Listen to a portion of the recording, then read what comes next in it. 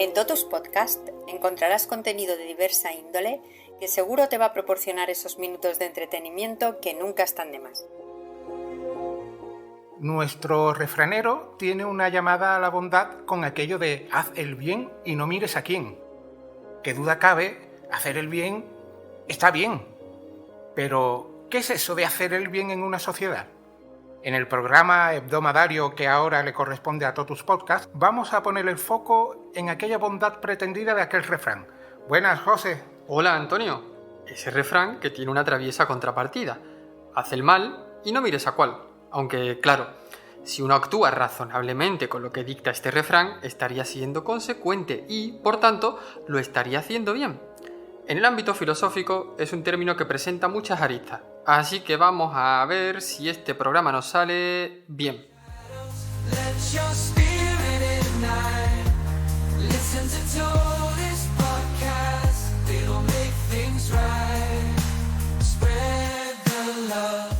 Bueno, si hacemos un somero análisis de corte lingüístico del refrán haz el bien y no mires a quién, vemos bastante claro que se trata de una llamada a la acción. El verbo hacer tiene múltiples acepciones y todas encaminadas al ejercicio de emprender, realizar, construir, proceder, elaborar.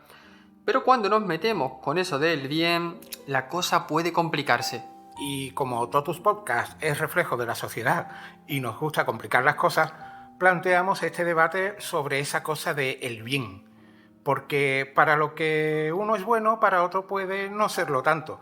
Y el ejercicio de dicho refrán podría acarrear discusiones en la próxima reunión de la comunidad de vecinos. Bromas incluidas, ese bien al que se alude es una simplificación conceptual que busca una convivencia tranquila, echando un cable a quien lo necesite. Pues Antonio, ya que eres el politólogo loco de cabecera de Totus Podcast, vamos a encarar esto desde un punto de vista social e incluso histórico. Porque en algún momento de la historia alguien llegaría a la conclusión de que eso de hacer el bien pues tenía su importancia. Si nos atenemos a los llamados textos sagrados, como el Tanaj o el Antiguo Testamento, en este caso concretamente en el libro de Proverbios, se recogen unas ideas sobre hacer el bien que ya rondaban también por el siglo VIII a.C. En concreto, se dice, no te niegues a hacer el bien a quien es debido, cuando tuvieres poder para hacerlo. Como ves, estaba muy orientado a la ayuda al necesitado que debe realizar quien tenga los medios para ello. ¡Qué proverbio! ¡Qué libro soberbio! Eso que comentas tiene su importancia, porque ese proverbio era, por así decirlo, más completo porque incluía una cláusula. Ayuda si puedes. Si no, pues nada. Hay un libro de cuentos breves de 1872 llamado Tradiciones peruanas del escritor Manuel Ricardo Palma que usó lo de haz bien sin mirar a quién como título de uno de esos relatos. Así es, José. Y lo interesante de ese cuento es que abre un debate moral porque trata de una mujer que se apiada del asesino de su hijo. ¿Hizo bien esta señora? Porque igualmente se podría concluir que también hubiese hecho bien denunciando el asesinato y facilitando la labor de llevar al criminal ante la justicia. Y para rizar el rizo, el asesino de ese relato consigue reconducir su vida gracias a la ayuda de esa señora. Es un cuento que invita a reflexionar sobre eso de hacer bien sin mirar a quién. Así que, sigamos reflexionando. Nos podríamos perder en ese boscoso terreno de interpretaciones filosóficas que incluso llegan a negar la existencia de la bondad y de la maldad. Como dijimos al principio, vamos a aterrizar la cuestión a la conveniencia de hacer el bien. Esto desde un plano más social, por así decirlo. No deja de ser también un terreno boscoso, así que sigamos yéndonos por las ramas. En concreto, por la rama del bien común, pues al fin y al cabo es lo que subyace en el espíritu del proverbio. Y por ese motivo vamos a comentar el libro de Ricardo Petrella, titulado El bien común, elogio de la solidaridad. El autor es doctor en ciencias políticas y sociología y un luchador incansable por el derecho universal y prioritario de acceso al agua, defendiendo que este recurso natural no puede ser nunca un producto de mercado. Esto lo supe después, porque cuando Antonio me sugirió este libro temía que me la iba a jugar como cuando me hizo ver la película Hysterical. Si alguien no ha escuchado aún el programa que le dedicamos a esa película, en nuestra web totuspodcast.com lo puede encontrar. Y también en Spotify, Amazon Music, iVoox, Apple Podcasts, YouTube. Y también, tengo que decirlo, me esperaba un ladrillo infumable de infinitas páginas. Pero mira por dónde, no fue así. La verdad es que me llevé una gran sorpresa. Claro, José, porque aunque te cueste reconocerlo, yo soy una persona sorprendente. Se trata de un libro muy fácil de leer, no llega a las 150 páginas, no se hace nada pesado y además es muy interesante, aunque quizás un poco aventurado con algunas de las predicciones que se hacen al final. Eso se debe a que lo compré en el año 1997. Tú no habías nacido, ¿te acuerdas que tú no habías nacido? No, todavía no, bro. Y lo compré en el FNAC de la calle Preciados en Madrid. Una primerísima edición. En cuanto a las predicciones, tampoco se desvía mucho el autor. Por poner un ejemplo, el libro cita al final que para el 2020 la población mundial será de 8.000 millones de personas. Y a esa cifra se llegó 2 años más tarde, es decir, en 2022. No obstante, la previsión de entonces fue certera. Democracy cannot survive overpopulation. Human dignity cannot survive it. Convenience. Acabamos de escuchar a Isaac Asimov siendo preguntado por la sobrepoblación en el planeta y no siendo muy optimista. Thanos le compraría el discurso a Asimov. Volviendo al libro, Ricardo Petrella defiende la necesidad de crear y reforzar el concepto de comunidad, que está siendo corrompido por los objetivos de éxito individual. Eso es. No se trata de restar importancia a la realización personal de cada individuo, sino de la imperiosa necesidad de crear un proyecto colectivo que facilite una digna supervivencia a las miles de millones de personas que habitan el planeta. Verás, el autor pretende dar respuestas claras y concisas a lo que, ya a finales del siglo XX, empezaban a considerarse problemas gordos. En cierto modo, el concepto de interés general empezaba a desdibujarse en la gestión de los gobiernos. Era una época donde se empezó a priorizar sin medida la privatización de servicios, diseñando un tablero de juego donde el objetivo era procurar la mayor competitividad posible. Y claro, si los que inventan, reglan y financian el juego también participan, pues para los demás hay desventajas que a pie de calle se traduce en exclusión social. Si enlazamos el refrán con el libro, vemos que para el autor no es compatible eso de hacer el bien cuando los países más ricos estaban demostrando ser incapaces de pensar en el bienestar de los miles de millones de personas que iban poblando el planeta. El concepto político que empezaba a imponerse era ese de que gane el mercado, utilizando a las personas como simples recursos. La cultura del instrumento. Recordarás que el libro denuncia eso que dices, que las personas son usadas en la misma medida que los recursos tecnológicos. Y cuando un recurso tecnológico no sirve, se desecha.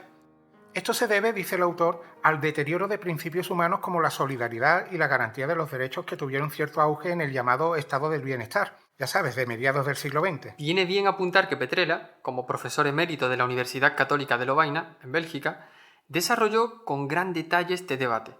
En la entrada de la web que dedicamos a este programa os facilitamos, como siempre, una recomendación de libros. Decía, por cierto, Antonio, que, en definitiva, el autor reflejaba lo que era una evidencia a finales del siglo XX, que la solidaridad que sirvió de cimiento conceptual para el estado de bienestar se empezó a sustituir por competitividad. Todo se puso al servicio de la santa trinidad del dios mercado: liberalización, desreglamentación y privatización. Vamos, que como dijo Mariano Rajoy, está bien ser solidario, pero no sin esperar nada a cambio. La privatización du vivant signifie la privatización de connaissances, de la narración sur la connaissance, la narración sur la vie. Hemos escuchado brevemente al propio Ricardo Petrella asegurando que la privatización de las personas, en el sentido del uso instrumental que hemos explicado antes, equivale a privatizar no solo el conocimiento, sino la narración del conocimiento. En cierto modo, es una advertencia a lo que se conoce como la manipulación informativa. Si los países más ricos escriben y financian un juego en el que son los principales protagonistas, pues la información pasa a ser un recurso a privatizar para utilizarlo en su propio beneficio. Me acuerdo de aquello que dijo Rafael Correa después de preguntar por Anita Pastor. Bueno, no decía que había independencia en los medios y que por el profesionalismo los periodistas garantizaban que hay independencia. Vea, desde que se inventó la imprenta, la libertad de prensa es la voluntad del dueño de la imprenta. El libro también alude en ciertas partes a esa problemática informativa de forma implícita. Por ejemplo, cuestiona la capacidad de hablar de sociedad mundial sin destacar la importancia del bien común. Y la necesidad del bien común es necesaria transmitirla desde lo informativo y lo pedagógico, porque se trata de un concepto que nos viene representado por la existencia de los demás. Lo contrario a esto es una suerte de apartheid social que gripa el motor del porvenir y lastra la sostenibilidad. Y el debate que plantea el libro, insistimos, es bien complicado. Así lo reconoce el propio autor, que va desgranando esa dificultad a la hora de concretar lo que es el bien. Para quienes ostentan riqueza, las cosas estarán bien mientras nadie amenace sus privilegios. Un ejemplo de esto que comentas lo encontramos en la India. Para las castas dominantes es bueno que existan las castas dominadas. La codificación de pertenencia en una sociedad también se ve igual de claro en otros momentos de la historia, como en el Imperio Romano. En esa época, quien no formaba parte de la ciudadanía romana era simplemente un bárbaro. El autor advierte que esas prácticas, en un mundo globalizado, son mecanismos de rechazo o de exclusión, de negación del otro. Y defender lo que uno tiene está bien. Lo que no parece tan razonable es la filosofía del si yo no lo tengo, pues tú tampoco, que es un vicio de pensamiento que se ha conseguido instaurar para que los más desfavorecidos se enfrenten entre sí. Es básicamente lo de echar a pelear al último contra el penúltimo. Sí, como aquella escena que nunca existió de una peli de Tarantino en la que un esclavo de una plantación del sur de los Estados Unidos se quejaba ante su esclavista de que había visto un negro montado a caballo. Y el esclavista le preguntó al esclavo, ¿tú quieres tener también un caballo? Y el esclavo le respondió, ¿y para qué quiero yo un caballo? Yo lo que quiero es que no lo tenga él. El daño que hizo Ricky Martin y aquel bote de mermelada. Si te das cuenta, el libro describe el contexto que hemos descrito como una destrucción del mosaico del bien común. Y es verdad, Ricardo Petrella enumera todas las piezas que componían ese mosaico. Cada una de esas piezas eran prácticas políticas que emergieron con el estado del bienestar y que en épocas anteriores se consideraban utopías o, como poco, propuestas poco realistas. Eso es, las piezas del mosaico eran planteamientos hoy día asumidos y en peligro.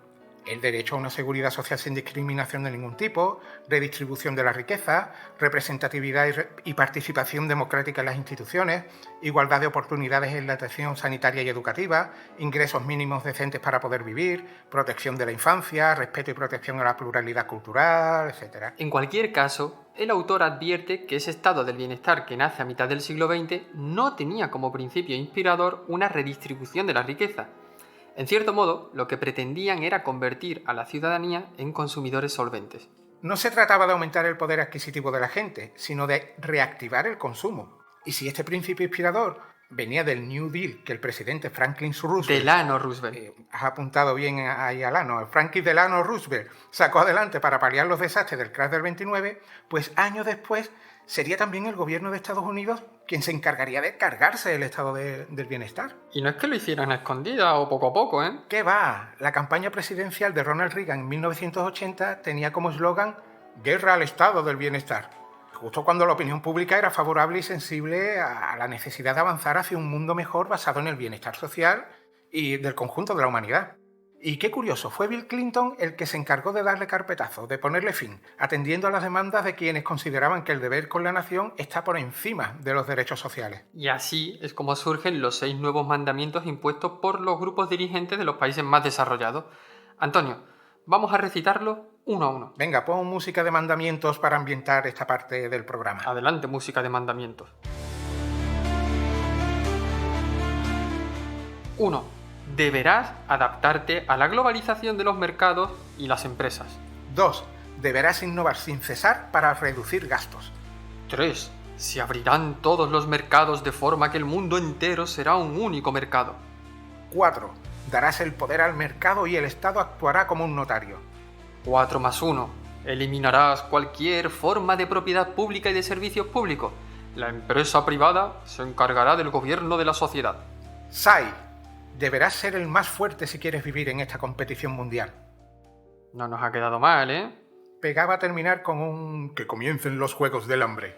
Ya vemos cuán complicado puede llegar a ser eso de hacer el bien. Ricardo Petrella asegura en el libro que la única vía para poder garantizar un futuro hacia el bien común es luchar contra estos mandamientos. Y plantea para ello una serie de reflexiones que parten de la idea de reconocer el derecho del otro a vivir dignamente. También menciona la importancia de poner límites a la competitividad, que, dicho sea de paso, es el título de una obra de comienzos de los años 90 que recoge comentarios y debates sobre esta cuestión. También pone el foco sobre los defectos que hay que corregir o eliminar.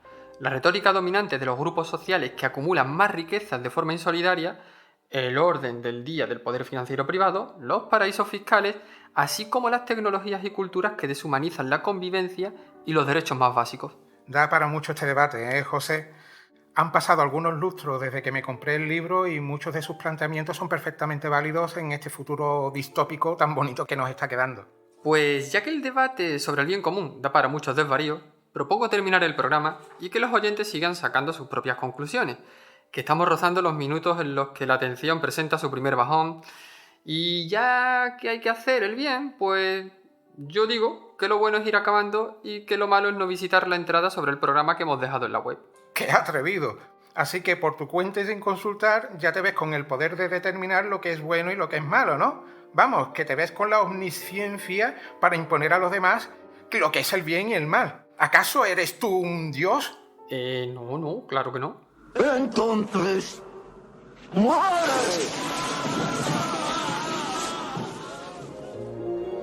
Gracias por escuchar y apoyar Totus Podcast. Síguenos en la web www.totuspodcast.com y en nuestras redes sociales. Hasta el próximo programa.